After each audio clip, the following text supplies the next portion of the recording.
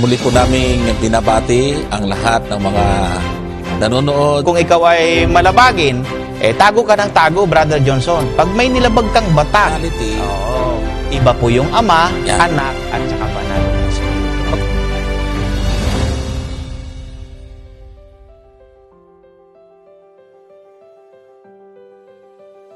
kumusta po kayo mga kapatid at mga giliw naming mga taga-subaybay? Muli pong sumasa inyo ang programang Katotohanan at amin po pinasasalamatan ang inyong pagbibigay daan na makadalaw sa inyong mga tahanan sa pamamagitan ng inyong panonood at pakikinig sa programang ito.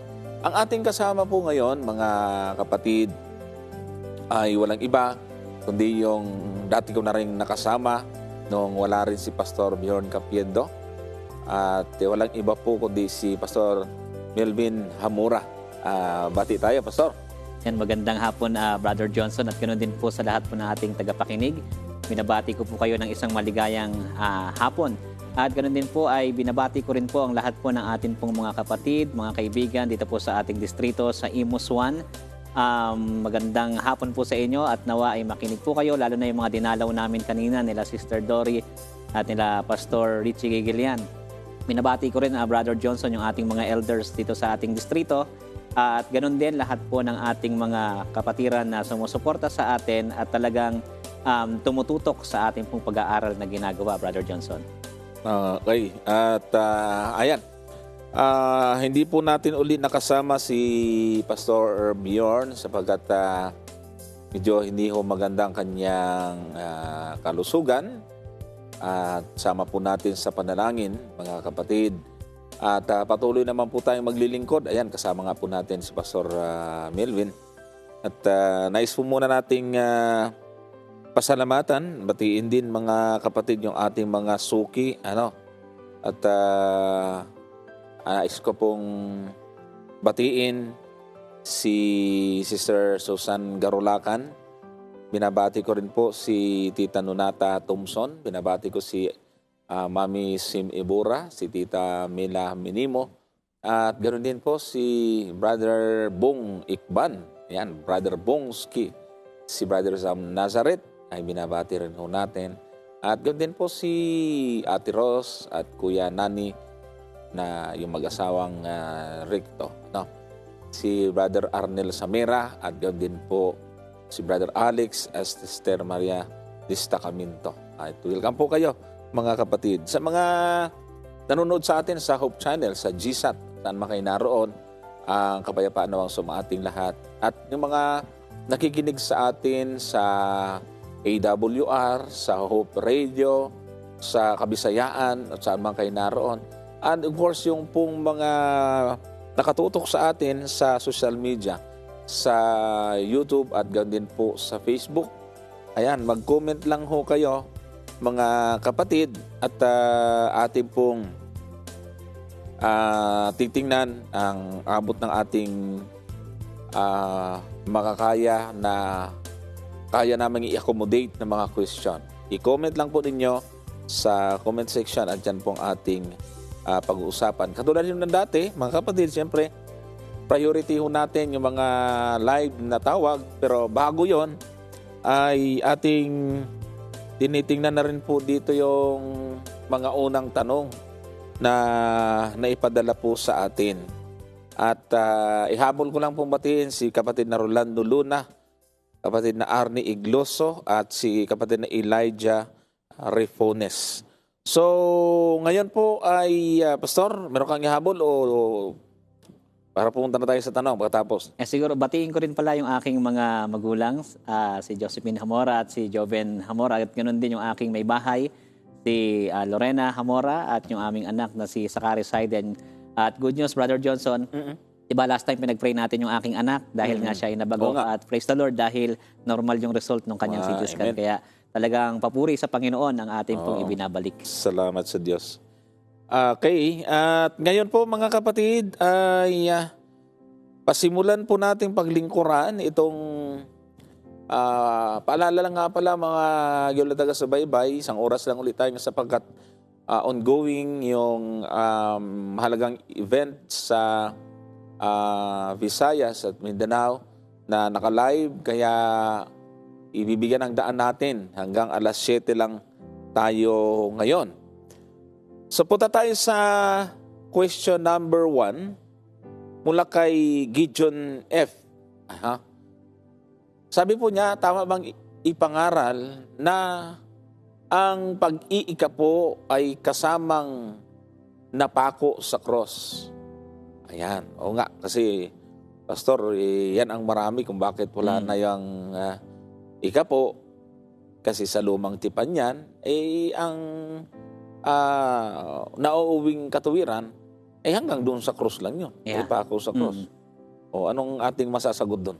Actually, ito yung kanyang tanong, sabi niya, ay tama bang ipangaral na yung pag-iika po ay kasamang napako sa cross? Siyempre, simple ang sagot natin dyan na yun po ay hindi tama. Mali po yun. Yeah. Kasi una sa lahat, wala po tayong biblical evidences or mga reference sa New Testament na ang pag-iika po ay inabolish or kasama siyang ipinako doon sa krus. Tama. Yun yung unang punto natin doon. Pangalawa, kahit ang ating Panginoong Hesus ay He affirmed na yung pag-iika po ay existing pa during His time. Halimbawa, yung binabanggit dito sa Matthew chapter 23. Tama. Verse 23, di ba? Sabi rito, babasahin ko po. Matthew 23, verse 23. Ang sabi dyan, kahabag-habag kayo mga eskriba at mga fariseyo, mga mapagkunwari, sapagkat nag-iika po kayo ng yerbabuena, ng anis at ng komino, at iyong pinababayaan ang higit na mahalagang bagay ng kautusan. So gusto ko po munang mag-stop tayo dyan. Sabi dyan, ito daw mga eskriba at fariseyo ay kahabag-habag. Parang ang dating kasi pag binasa mo yung umpisa, parang negative siya. No? Ang ginagawa nila, anong ginagawa nila? Nag-iika po sila. Ng yerbabuena, ng anis, at ng komino. At meron silang pinababayaan. Pero pag binasa natin yung kasunod, ang sabi dyan, ang katarungan, ang habag, at ang pananampalataya.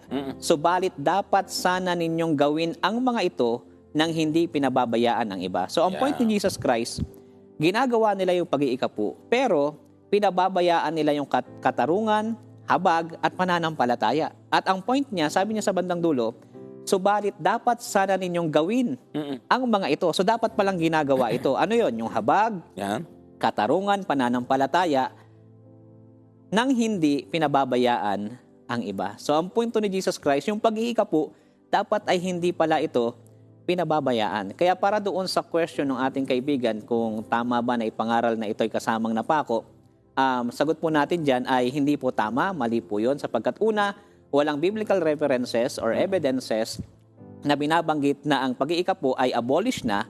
Pangalawa, maging si Jesus Christ, He affirmed the existing of this law, Brother Johnson. Yan, tama. Salamat, Pastor.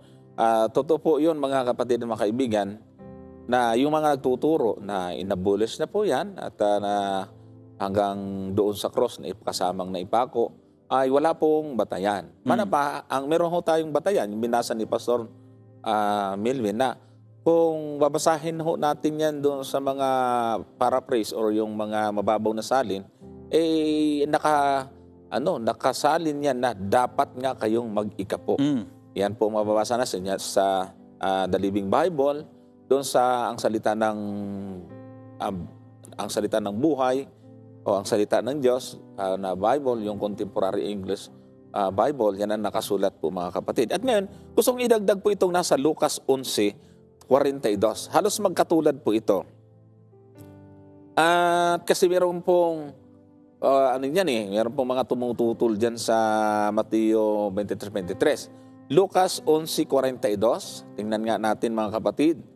Pakilagay, ayan. Datapot sa aba ninyo, mga Fariseo, sapagkat nagbibigay kayo ng ikapo, ng yerbabuena at ng ruda, at ng bawat gugulayin. At pinababayaan ninyo ang katarungan at ang pag-ibig ng Diyos. Dapat ngang gawin ninyo ang mga ito.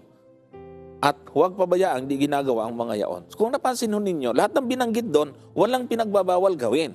Iniuutos, dapat gawin. Ano yung binanggit turon, mga kapatid? Yung magbigay ng ikapo.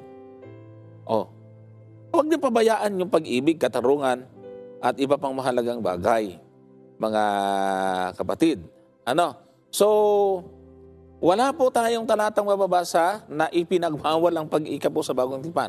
Yung 2 Korinto 9:7 ay hindi ho nagbabawal ng pag-iika po doon. Tama. Wala doon. Ang tinuturo doon, yung paraan ng pagbibigay. Dapat ay hindi napilitan. Yan. At meron tayong mga tawag mula sa Zamboanga. Bigyan natin ng daan si Brother Mario. Hello po. Magandang gabi, Brother Mario. Magandang gabi din po. Opo. Ay tanong ako, Sige po. may pagpasa na ba na white ay fully vegetarian? Ano po? May mababasa na ba na Ellen White ay fully vegetarian? Si Moises? Ellen White? May mababasa ba na si Ellen White ay Fully vegetarian? fully vegetarian? Opo. Sige po. Okay. May mababasa ba na si Ellen White ay fully vegetarian? Alam niyo po, kung pag-usapan natin yung buhay ni Ellen White, hindi po naman agad siya naging vegetarian. Sa unang bahagi ng kanyang buhay, ay talagang kumakain po siya ng karne at isda. At alam niyo po mga kapatid, Pastor, na lecture ko kasi yan doon sa invitation sa akin sa buong distrito ng Bunok Peninsula, yung vegetarianism. At doon po ay maraming pagkakataon na si Ellen White, bagaman tinuturo niya na yon, pag napupunta siya doon sa isang lugar, lalo na mahirap lang, lalo na walang ibang pagkain doon, kundi yung mga mangingisda yun nandoon, ay napapatikim pa rin siya kahit nga tuyo o daing, ay napapatikim siya. Pwede naman yan nating basahin, pero bigay ko muna sa'yo. Ayan. So, ito po itanong ng ating kapatid ay actually, pag tinignan natin yung kanyang buhay, lalo na yung kanyang isinulat na Counsels on Diet and Foods, talagang yung time na ito ay naisulat, talagang fully converted na siya dito sa vegetarianism. So, ang point dito, kung ang question natin kung siya ba ay fully vegetarian, yes, siya po ay talagang vegetarian. And then, meron din siya mga statement, Brother Johnson, na sinasabi niya na all Seventh-day Adventists are vegetarian.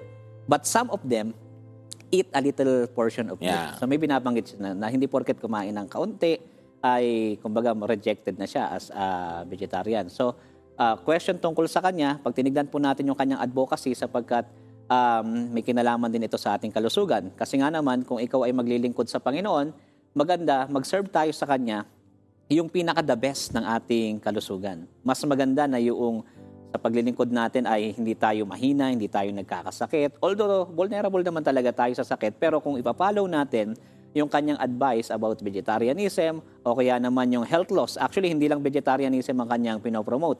Ito ay may kinalaman sa holistic approach pagdating sa health na dapat meron ka ring tamang diet, exercise, nagkukonsume ka ng water, sunlight, at iba't iba pa. Pero in regards dun sa question sa atin, yes po, si Ellen G. White ay isa po siyang vegetarian. Brother Johnson. Opo, meron kayong follow-up? Hindi ko na ilagay sa PowerPoint itong sige. Okay na yan. Salamat. Okay. Opo. Kasi hindi ko lang na-ready dito ang nangyari kasi itong lecture ko na to, Pastor, ito hindi ako na-stress Dahil nga yung presentation ko ay namali ako ng bura. Yun lang. Yung buong lecture ko ng isang linggo, yun ang nabura. Imbis na buburahin ko ay yung mga video na nirecord doon. Pareho kasi ng folder. Yung nabura ko yung PowerPoint. Doon po yan mga kapatid. Yung pong mga lugar na napuntahan, tinuturo niya na yung talagang pag-iwas. Yan. Subalit, hindi niya ginajudge yung mga mahihirap na tao. Pinababayaan niya lang na kumain ito ng isda, ng kasi nakikita niya yung kanilang kalagayan. Yung pong mga lugar na napupuntahan niya, depende po sa sitwasyon. Pero kung sa vegetarianism, ay talagang pinapayo talaga niya. At saka yung salitang vegetarian kay Ellen White, minsan-minsan natikim ng karne. Pero vegetarian yung tinatawag. At saka, Oo. Brother Johnson, meron pa akong nabasa roon na meron daw sakit, mas okay daw na maglaga siya nung manok na native. So, yun yung pinapainom niya. Meron nakasulat yan. May lecture din akong ginawa niyan na pag tinignan natin, pwede ko pong ibigay dun sa nagtanong sa atin, siguro i-email natin sa kanya na talagang may portion din sa buhay niya na nagpapaluto rin siya ng gano'n, Brother Johnson. Okay. Okay na po, brother. Wala na yata siya. Naputol na. So, ayan po mga kapatid. At punta tayo doon sa question. Payuhan mo lang ito, Pastor, itong question number 2. Kasi mula kay Rolando Ribiche. Ayan.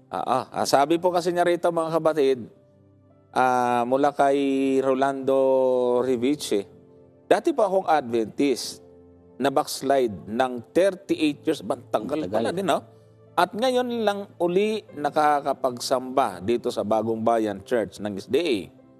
Dapat po ba akong magpa-rebaptize? Yan. So maganda po yung question niya, no? Kasi kumbaga dito makikita natin yung kanyang sincerity na bumalik sa Panginoon. Oo nga. At siguro siya ay nabaptize 38 years ago, then na-backslide siya.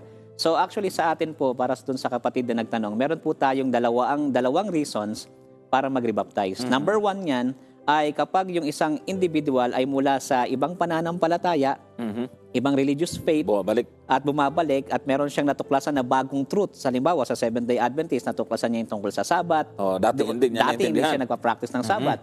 O kaya naman ay tungkol sa ikapo. So pag meron siyang new lights or new truths na discover and then gusto niyang maging Seventh-day Adventist, ina-allowed po natin yung rebaptism kung siya po ay nabaptize na ng immersion doon sa kanyang dating church. Pangalawa po niyan ay yung tinatawag nating apostasy and rebellion. So kapag yung isang tao ay nag-apostatize, halimbawa, member siya ng Seventh-day Adventist, siya ay nag-apostatize, kumakain na siya ng karumal-dumal, hayagan niya ng nilalabag yung Sabat, at talagang makikita mo sa buhay niya na ang buhay ng Adventist ay hindi na nagmamanifest, ay ina-allow din natin yung rebaptism. Basahin ko po itong sa church manual natin, ito ay 2015 edition, page 49 and 50. Ang sabi po rito, pagdating sa apostasy and rebaptism, although apostasy existed in the apostolic church, Scripture does not address the question of rebaptism.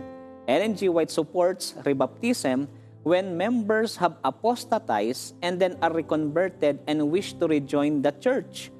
The Lord calls for a decided reformation, and when a soul is truly reconverted, let him be rebaptized, let him renew his covenant with God, and God will renew his covenant with him. So, siguro doon sa case nung nagtanong sa atin, siyempre, 38 years yan, Brother Johnson. So talagang yung siguro, pagkain ng karumal-dumal, kasi may ganyan kaming case na bumalik sa church, then gusto niya magpa-rebaptize, dahil for 20 years naman, ay hindi na sila nagsisimba. Kumakain na rin sila ng mga karumal-dumal. So makikita natin doon na talagang napalayo. Hindi na makita sa kanila yung pamumuhay ng isang Seventh-day Adventist. And then, dahil sa request nila, i-rebaptize natin sila ngayong darating na Sabado, Brother Johnson, dito sa isa nating church, sa Anabu Church. So yun po yung sagot natin. Pwede po mag-rebaptism kung kayo po ay, kung nagawa nyo yung mga bagay na ito. Pero sa atin, hanggat maaari, kung ang isang tao lang naman ay parang nagtampo, ganyan, kahit hindi na siya... naman bumalik sa bisyo. Kahit hindi na siya i-rebaptize. So, yun po yung sagot natin. Okay. At meron ulit tayong nasa linya. Yung suki ho natin. At hindi kompleto yung programa pag wala siya. Welcome po ulit natin. Brother Nimrod from Zambales. Sila po, magandang gabi. Ay, magandang gabi po. Ayan. Apo, Magandang gabi po sa inyo. Opo, magandang gabi rin po. Andito naman po ako last week. Wala ako kasi mabagyo. Walang signal. Ay, ganon? Sige po. Itong tanong ko po ay naitanong, parang napahapyawan ko na ng tanong ito. Do? Kaya lang ay gusto kong medyo may konting clarification na kung tungkol sa tanong na ito. Sige po. Ang sabi, hello? Sige po. Ano pong tanong niyo? Hahatulan tayo ayon sa ating mga gawa. Pero naliligtas tayo sa pamamagitan ng ating pananampalataya at ang nagiging bunga ay yung ang mga magagandang gawa. Mm. Ngayon, ang tanong ko po ay, kung hahatulan tayo sa mga gawa na ating ginawa, yun pong magnanakaw sa krus na sa huling hininga niya ay doon lamang siya naligtas. Kung hahatulan siya sa gawa, wala siyang ginawa talagang mabuti. Ha? Anong meron kasiguruhan yung na talagang siya maliban sa sinabi ng Panginoon na ang sabi, sasama kita sa paraiso. Kaligtasan yun. Naligtas siya at sa paghatol dahil hindi sa mabubuti niyang gawang ginawa o kung ano pa man. At yung mga, kung sa mabubuting gawa naman, meron namang binabanggit na mabubuting gawa na ginagawa ang tao, pero hahatulan din siya at hindi katanggap-tanggap sa Panginoon. Yung sinasabi sa 1 Corinthians 13, though I give my body to be burned, I give all my property to the poor. Ay magaganda lahat yun. I have faith that I could move mountains. So, saan ba talaga tayo hatulan? Doon sa motibo ng ating mga ginagawa? O sa pananampalataya lang sa ating Panginoon? Dahil kung sa gawa, ay meron nga mga gumagawa na tila mabuti pero meron naman yung magnanakaw na walang ginawa yung kundi puro kasamaan sa buong buhay niya at nanampalataya at naligtas. Paano po ba talaga ito? Okay. Sige po. Sagutin po natin. So merong sitwasyon siyang yung ibinigay, Pastor. Tama naman yung kanyang sinabi. Yan naman ay ating pinanghawakan na ang kaligtasan ay hindi sa makita ng gawa ng kautusan kundi sa biyaya sa magitan ng pananampalataya. Subalit hahatulan tayo ayon sa ating mga gawa. Kaya nga lang, ito ang sitwasyon. Yung binanggit niya, yung magnanakaw. Mukhang wala namang ginawang mabuti ito. Bakit pinangakuan na kaligtasan? Dapat hatulan siya ayon sa kanyang ginawa. Actually, maganda po yung tanong. Yun kasi muna, mamaya na yung sa sa totoo unang yan, Korinto. Totoo yan na talagang sabi ng Bible, we are judged by our works, but we are saved by grace. Alam niyo po, dito papasok yung biyaya ng Diyos na although tayo ay hahatulan dahil sa ating mga gawa, ililigtas naman tayo dahil sa biyaya, kagaya ng lalaki na yun. Kasi una, halimbawa, basahin ko po itong nasa Romans chapter 3. Umpisahan ko po siya sa verse 21, patuloy sa verse 21.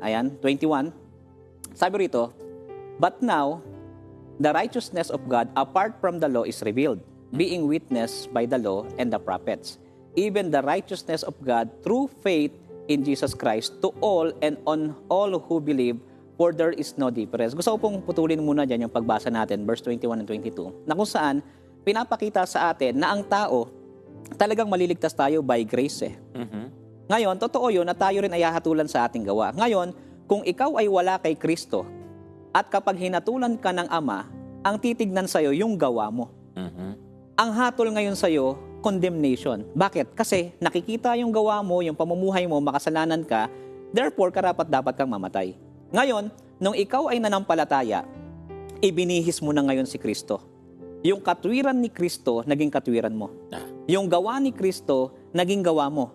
Kaya, ang hatol sa'yo ngayon ng Diyos, kapag ikaw ay haharap sa Ama, sa halip na hatulan ka sa gawa mo, hahatulan ka sa gawa ni Jesus. Sa halip na ikaw ay tignan yung righteousness mo, ang titignan yung righteousness ni Jesus. Kasi yung righteousness ni Jesus, nasa iyo na. Ngayon, ikaw ay naligtas sa biyaya kasi hindi mo naman gawa yun, pero ibinilang sa iyo yun dahil sa pananampalataya mo. Kaya nga sabi rito sa verse 23, for all have sinned and fall short of the glory of God. Lahat tayo, hindi tayo makaabot sa kaluwalhatian ng Diyos at tayo ay lalagpak talaga sa kanyang pamantayan. At verse 24, kaya nga sabi sa verse 24, being justified freely by His grace through the redemption that is in Christ Jesus, whom God set forth as a propitiation by His blood through faith to demonstrate His righteousness, because in His forbearance God God had passed over the sins that were previously committed. Ito ay same thing ito doon sa magnanakaw na kasama ni Jesus sa krus. Totoo, ang buhay ng magnanakaw na yon, siya ay makasalanan. Kaya nga siya nandoon kasi deserve niya yon eh. Dapat talaga siyang mamatay dahil sa kanyang kasalanan. Pero nung tinanggap niya si Jesus bilang kanyang tagapagligtas, ang sabi ni Jesus sa kanya, ngayon din ay isasama kita sa paraiso. Kumbaga, binigyan siya ng assurance. Opo.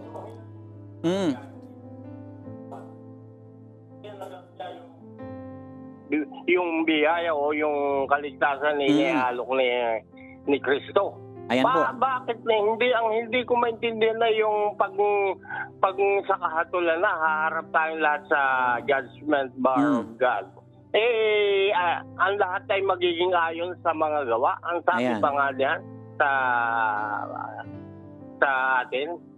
Ibig sabihin na, hindi ba dapat maging basihan na lang kung tinanggap natin o hindi yung iniaalok ng Panginoon, hindi sa mga gawa? Dahil maraming mga taong gumagawa ng sinasabi nating mabuti pero hindi ka tanggap-tanggap sa Diyos. Sabi nga doon sa 1 Corinthians 13, pagbubuti niya pag ginagawa mo pero hindi ka tanggap-tanggap dahil you are doing it other than for love.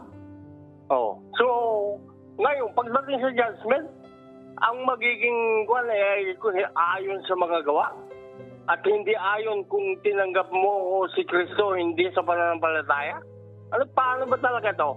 Ayan. Kaya nga po ang binabanggit natin para doon kay Brother Nimrod ay totoo, hahatulan siya sa kanyang mga gawa, pero dahil tinanggap niya si Jesus, yung titignan sa kanya, hindi na yung kanyang gawa, kundi yung gawa ni Jesus. Yeah. Kaya ang tawag dyan, imputed righteousness. Ayan. Kundi doon sa, kung ano mang ginawa niya, kundi doon sa kanyang purely by faith in Christ Jesus, apart from the works, sabi ni Paul. Kaya nga po, dito po papasok tayo, dito. Ang sabi, sa works naman tayo, hatulan. Paano ba yan? Ayan. Ayan po. Kaya nga po ganito yung binabanggit natin. Totoo po, tayo ay bahatulan sa ating mga gawa.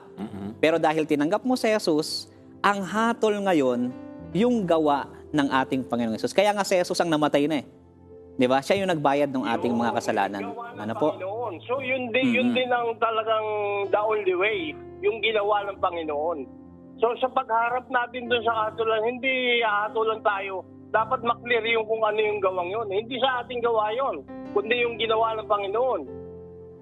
Kasi kung yung ginawa natin, yung magnanakaw, walang ginawang mabuti yun. Hanggang sa bandang huli lang niya na tinanggap.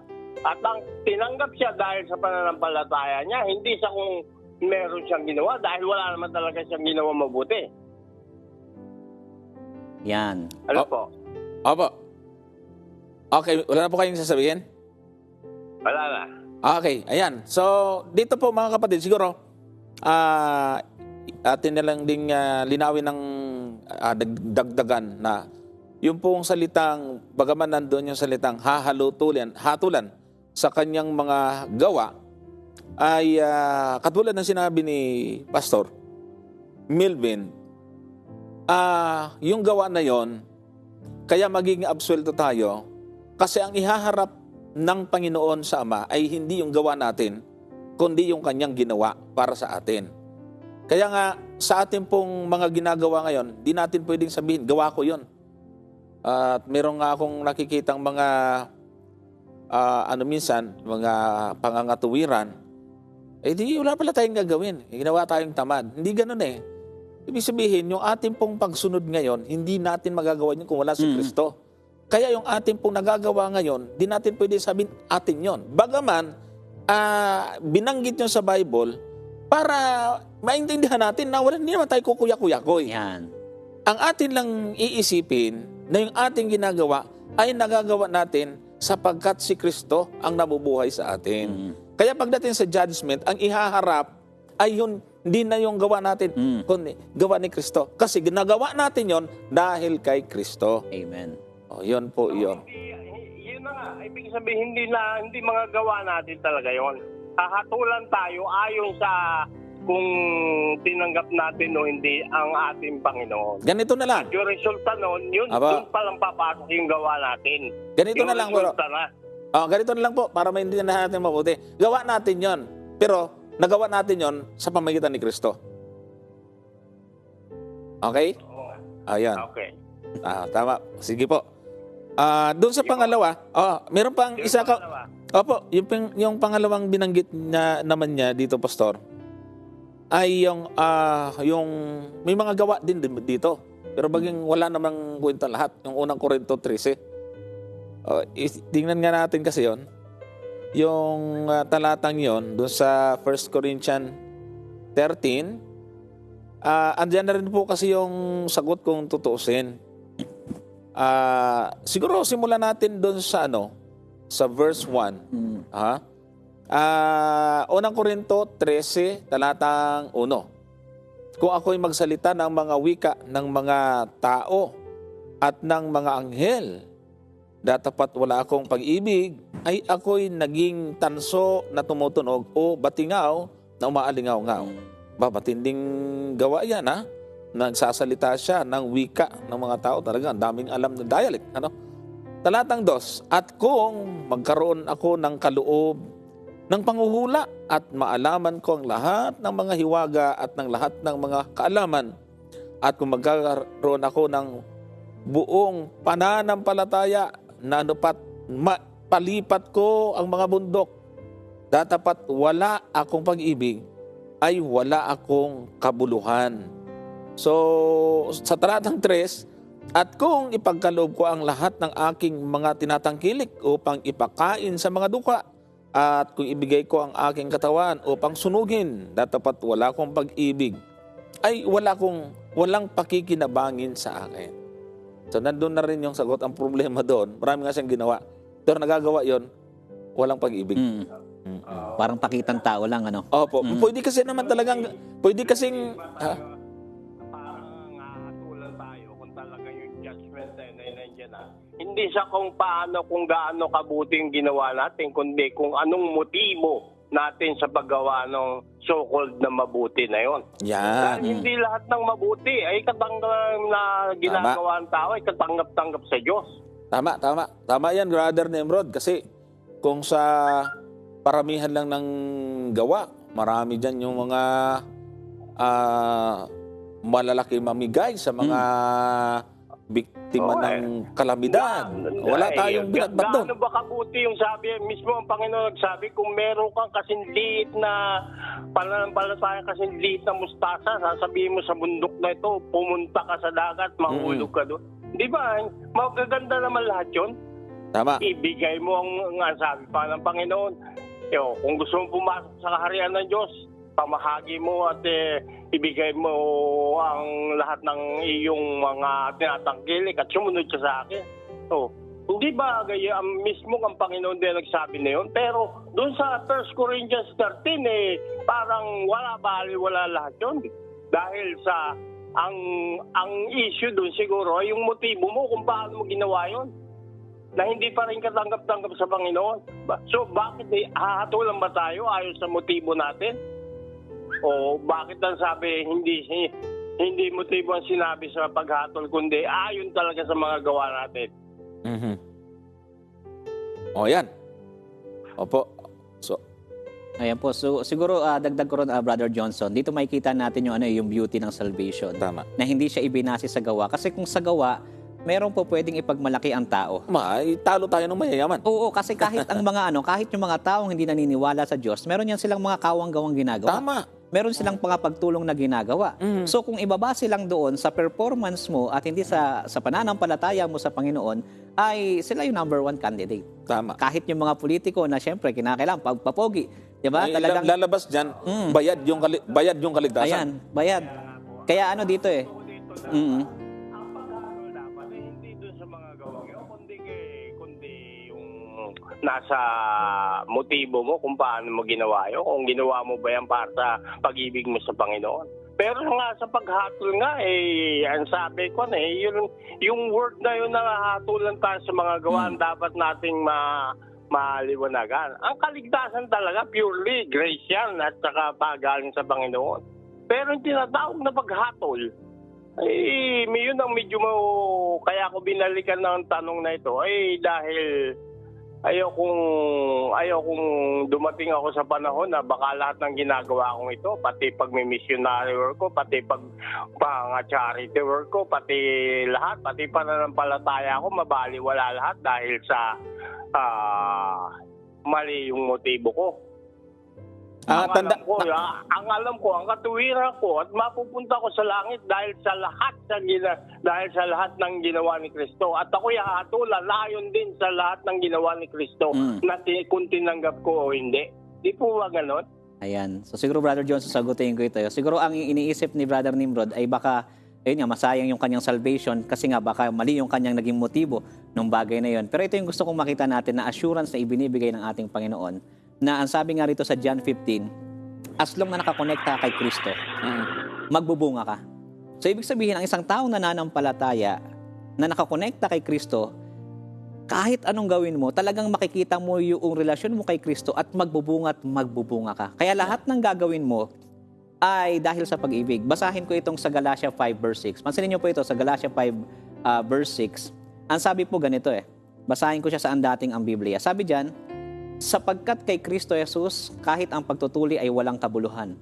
Kahit man ang di pagtutuli, kundi ang pananampalataya na gumagawa sa pamamagitan ng pag-ibig. So dito matibay yung binabanggit ng talata na yung ating pananampalataya dapat ay gumagawa sa pamamagitan ng pag-ibig. Hindi pakitang tao.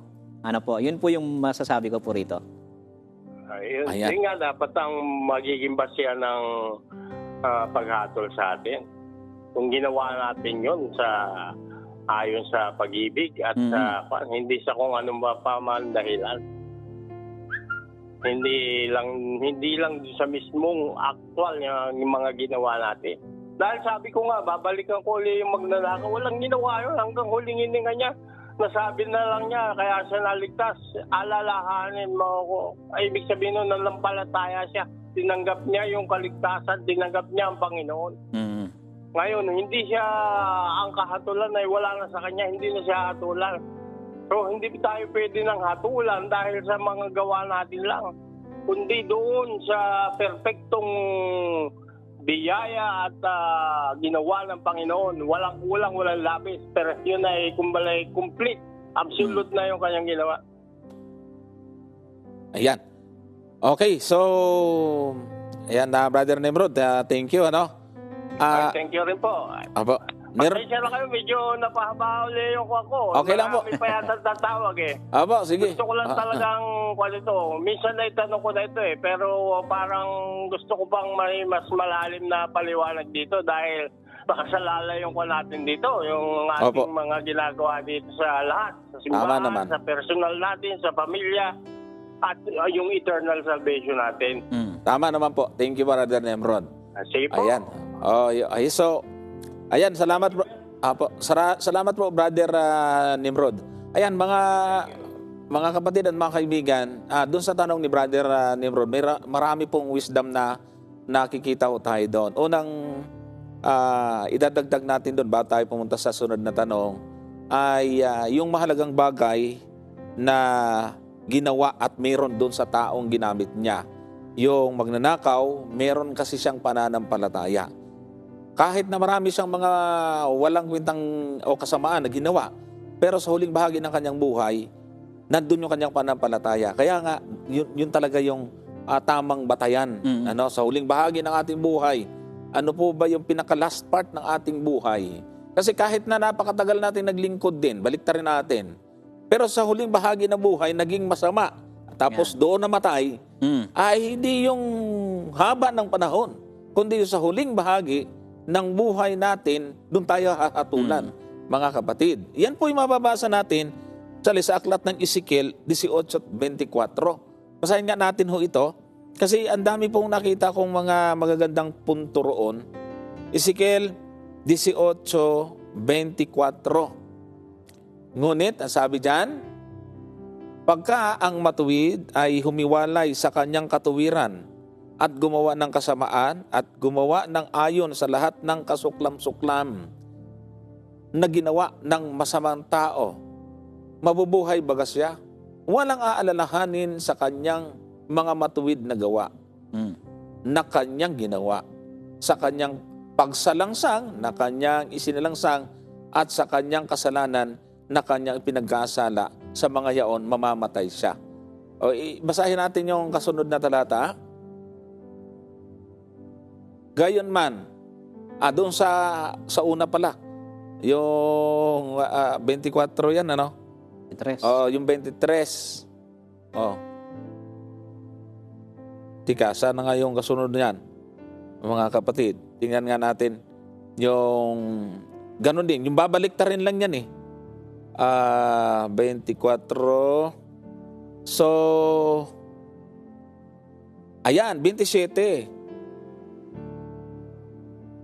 Sa 27, muli, pagka ang masama ay humiwalay sa kanyang kasamaan. Doon lang sa 26 natin simulan. Pagka ang matuwid ay humiwalay sa kanyang katuwiran at gumawa ng kasamaan at kinamatayan. Ayun, no? Yun yung hinahanap mong talata. Sa kasamaan na kanyang nagawa, mamamatay siya. Yan. Yan. Tapos sa 27, muli, pagka ang masama, humiwalay sa kanyang kasamaan na kanyang ginawa at gumawa ng tapat at matuwid, kanyang iniligtas na buhay ang kanyang kaluluwa. So, yan po ang isang napakahalaga. Ngayon, ang nakita ka pa dito, Pastor, na maganda doon sa mga nabanggit ni Brother Nimrod, yung po salitang gawa ni Kristo, mga giliw na taga-subaybay, itong gawa natin ay hindi yun ang hiharap sa judgment kundi gawa ni Kristo. Alam niyo ba kung bakit natin sinasabing ganon? Kasi pag sabihin natin na, halimbawa ang nakasulat, gawa pala ni Kristo bakit ang nakasulat gawa na sa ating gawa? Para dalhin tayo doon sa kaisipan, mga kapatid, na parang kukuya-kuya ko na lang ang ginawa. May action kang gagawin. Kaya lang, huwag mong sasabihin, kaya mo nagawa ito sa iyong sarili, kundi gawa ni Kristo. Yun ang ibig mong sabihin yan. Meron ka rin talaga, hindi yung nakaupo ka lang.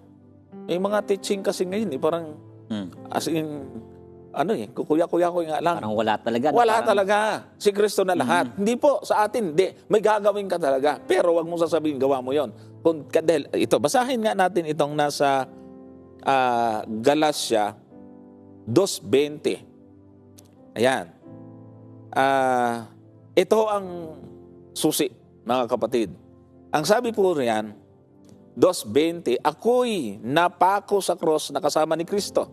At hindi na ako ang nabubuhay, kundi si Kristo ang nabubuhay sa akin. At ang buhay na ikinabubuhay ko ngayon sa laman ay ikinabubuhay ko sa pananampalataya. Ang pananampalataya na ito'y sa anak ng Diyos na sa akin ay umibig at ibinigay ang kanyang sarili dahil sa akin. Kaya nga, huwag tayong malilito doon sa gawa ni Kristo. Ginawa ni Kristo para sa iyo. Tama, actually yun Kasi wala talaga tayong magagawa, mga kapatid. Kayong ating nagagawa, tulong ng ating Panginoon para hindi tayo magmapuri. Yeah. Tama? Additional po.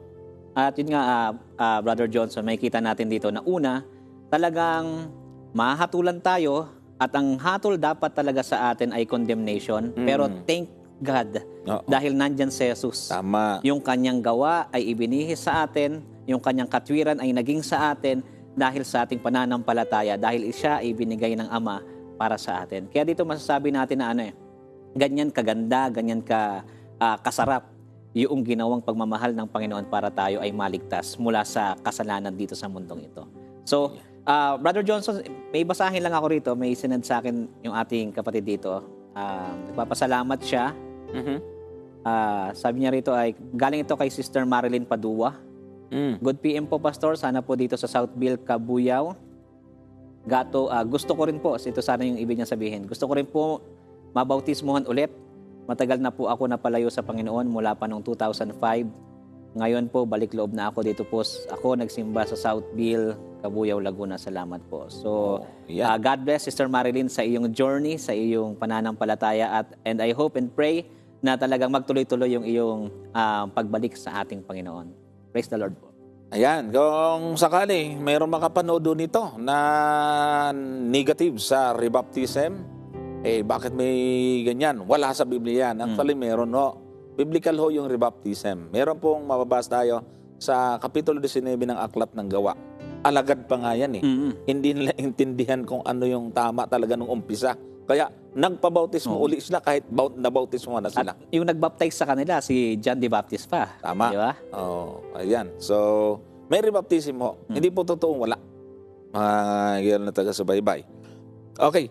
So, marami pong mga tanong ho dito.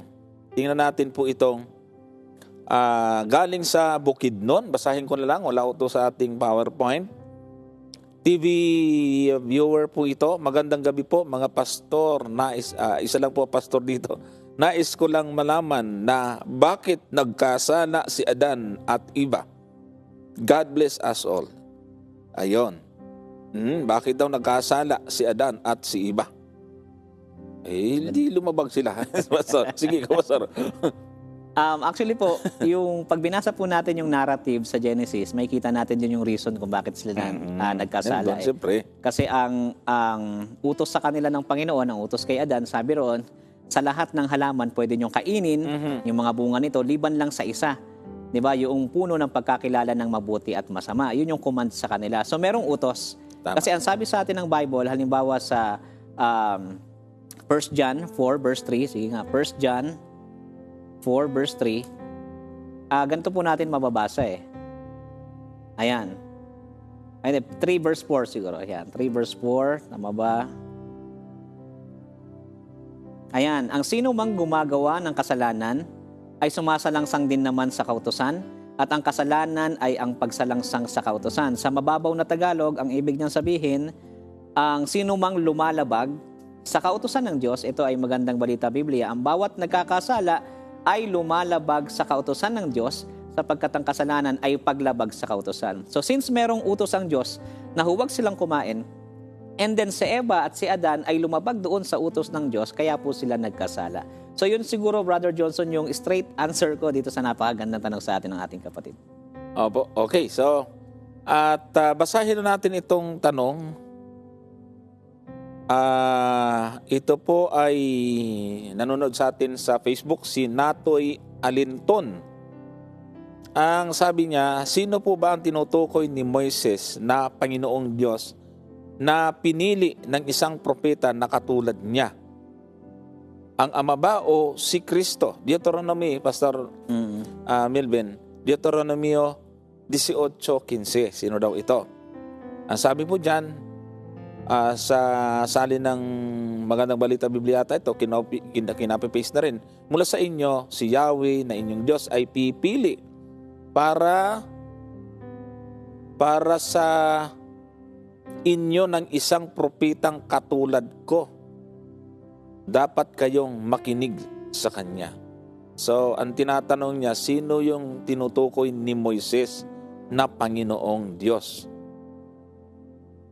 Nakasulat po kasi dyan. Pag-ilagay nga po, 18:15 ng Deuteronomy. At ganito po yung nakasulat, 18:15, palilitawin sa inyo ng Panginoon mong Diyos. So, ang tanong niya ay sino ang tinutukoy ni Moises na Panginoong Diyos? Palilitawan sa inyo ng Panginoon mong Diyos. So, ang tinutukoy, ang tinatanong niya, yung magpapalitaw na Panginoong Diyos. Hindi yung propetang lilitaw. Yun ang gusto niyang malaman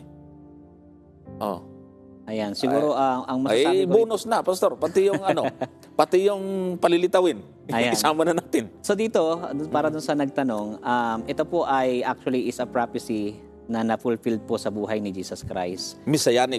Messianic Messianic text ito Kasi may iba kasi nagki-claim na sabi nila, alam nyo ba na si Muhammad ay naihula na sa Bible. Yan daw yun. Ito rin yung ginagamit nila, Deuteronomy 18. Nga. Pero kung titignan natin, yung mga sabihin nating mga pamantayan dito, lahat ng mga yan na-fulfill kay Jesus Christ. Number 1, sabi rito, He was from among His Jewish brethren. So pag binasa natin ang Galatians 4 verse 4, ito ay si Jesus Christ ay galing talaga sa dito sa Israel, 'di ba? Hudyo rin siya.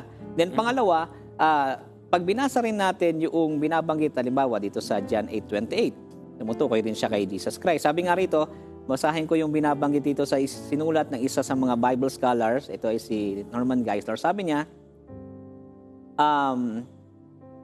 Jesus perfectly fulfilled this verse since, number 1, He was from among His Jewish brethren, Galatians 4 verse 4. Number 2, He fulfilled Deuteronomy 18 verse 18 perfectly. He shall speak to them all that I command Him.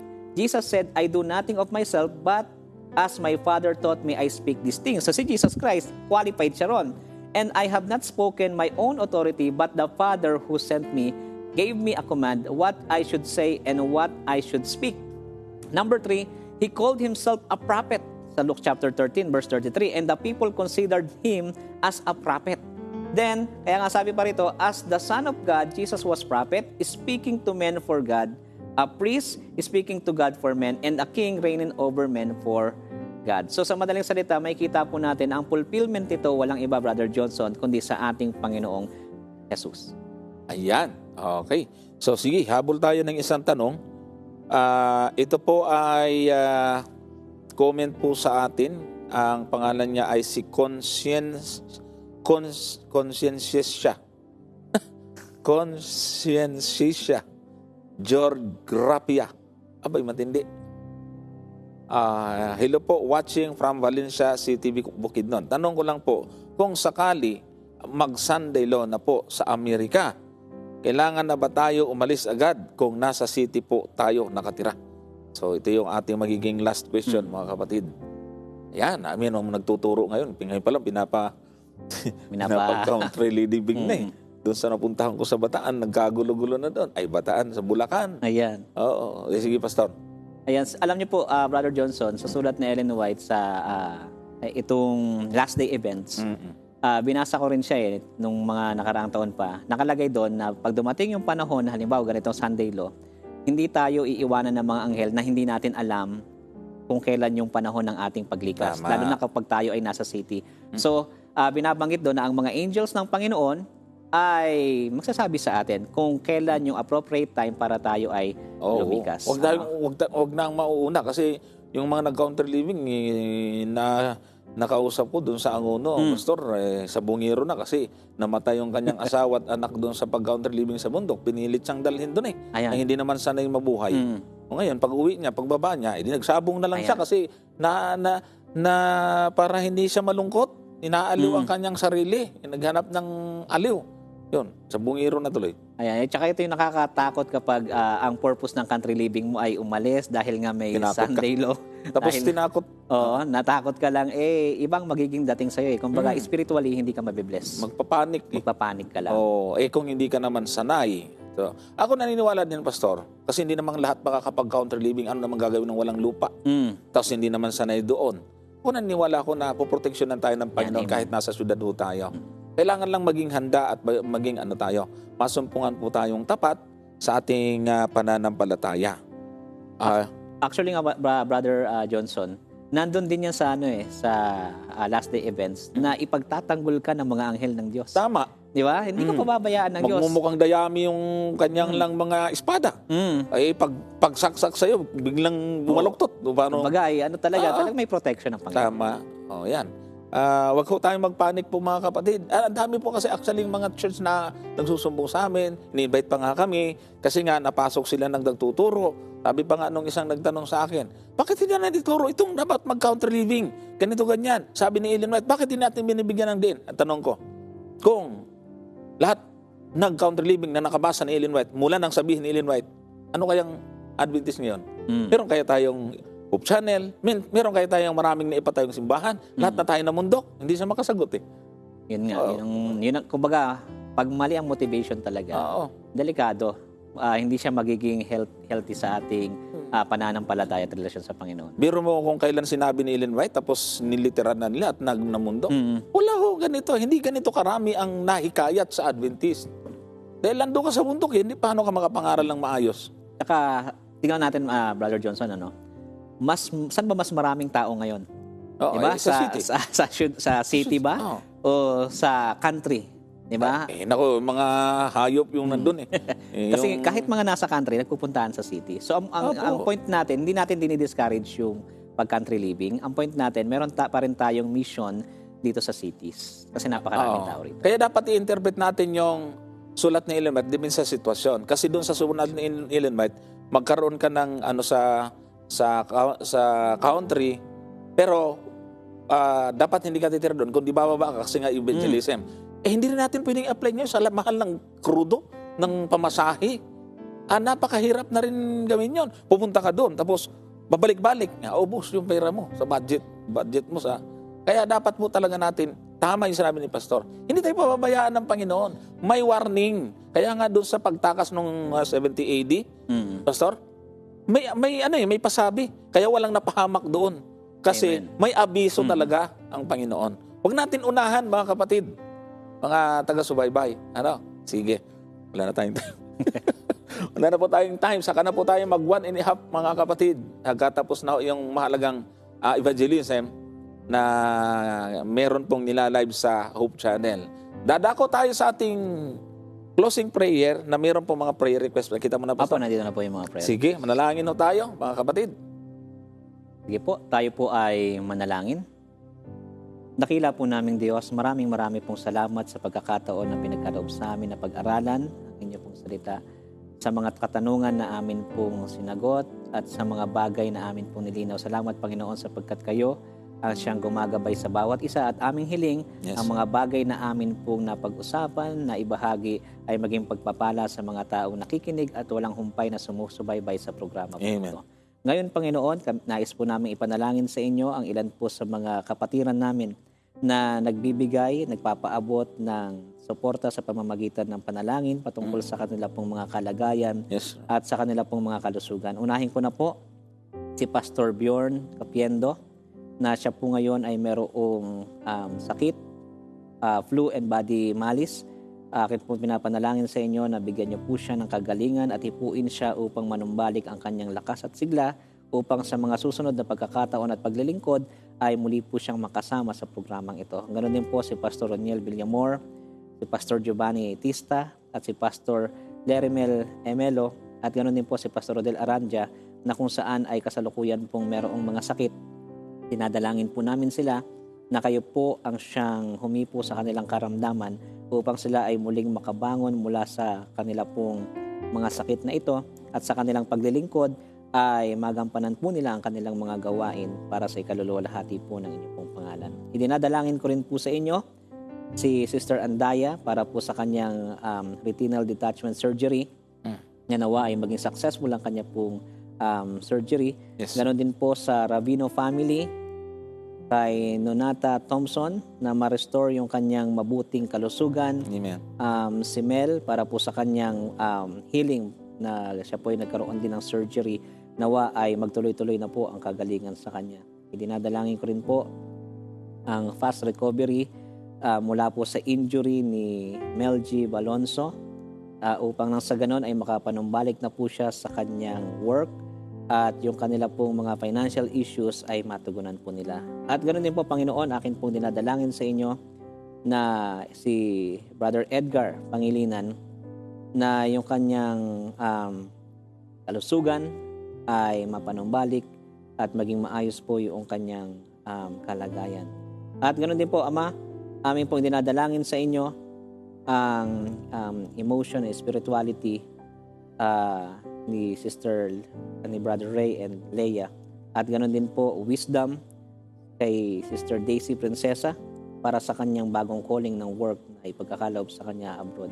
At ganoon din po, hinihilingan po namin ng protection ang pamilyang Mamakang na papunta po ngayon sa Brunei, and wisdom and guidance for Sir Dimuel Gambol na nawa po ay magabayan po siya sa kanyang gagawin at sa kanyang mga gawain na bibigyan po ng katugunan. At Ama, maraming salamat sapagkat ang mga taong ito na naghahangad ng kagalingan, ng suporta at ng tamang paggabay ay amin pong idinadalangin sa inyo. Marami pa po kaming mga kapatid na nangangailangan ng prayers. Hindi man namin sila maisa-isa. Nawa kayo po ang tumugon sa panawagan ng kanilang mga puso upang nang sa ganon, para sa mga tao naghahanap ng direksyon, kayo po ang maging liwanag at maging direksyon sa kanilang buhay. Maraming salamat sa patuloy niyo pong patnubay at paggabay. Ito pong aming dalangin sa matamis na pangalan ni Jesus. Amen. Amen. Maraming salamat po mga kapatid sa inyong panonood. Hanggang sa muli, samahan niyo po kami dito po sa programang Katotohanan. God bless at maraming salamat sa inyong walang sawang pagsubaybay.